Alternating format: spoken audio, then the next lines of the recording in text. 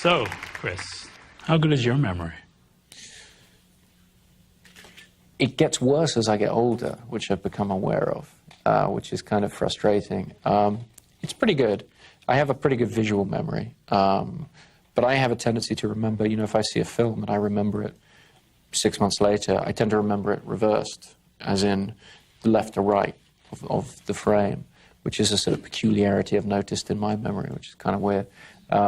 I'm very interested in the process of memory and the way it can be distorted and all the rest. And I know that Guy, the same as me, in going through making the film, we went through an intense process of questioning our own memories and the way it works. And I sort of came out the other side very much less confident of the way my memory worked than before.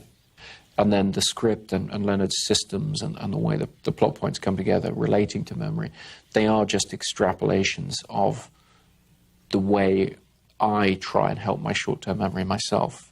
You know, I write phone numbers in my hand, and I take notes, and, you know, I have souvenirs of things, and I use photography and all these different aids to kind of, you know, help me live life. And once you start identifying them, you start to realize that your process of memory is not as good as you hoped, and it's much more interpretive than you realized. And one of the things we were trying to do in the film, by putting people as firmly as possible into Leonard's head, we were really trying to make the audience question their own process of memory a little bit, the way we did while we were making the film. It's a movie about an investigator who doesn't know anything. That's a pretty interesting idea. Yeah, well, I thought so when my brother told it to me. It was based on a short story that my brother Jonah was writing that's just been published in Esquire magazine. And he told it to me about 3 years ago while we were driving from Chicago to Los Angeles. He said, I'm working on this story, and it's about this guy with this condition. You know, he can't make new memories, and he's looking for revenge. He's looking for the guy who killed his wife.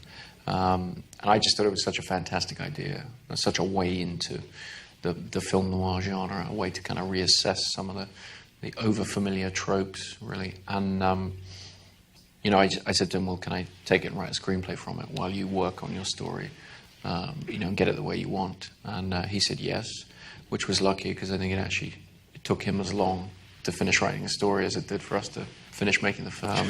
But he finished it in the end, and it turned out great. But it's very different from the film. It is very different, but yeah. We talked before about this a little bit, and I think there's a similar sense of desperation in both the script, or the movie, I guess, and in his story, too.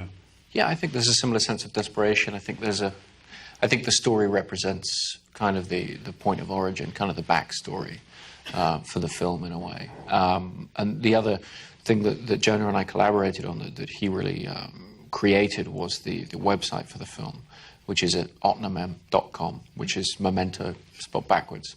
And he put this website together that it doesn't really give any information about the film particularly, but it creates a narrative link between the world of his story and the world of the finished film, which I think is kind of interesting.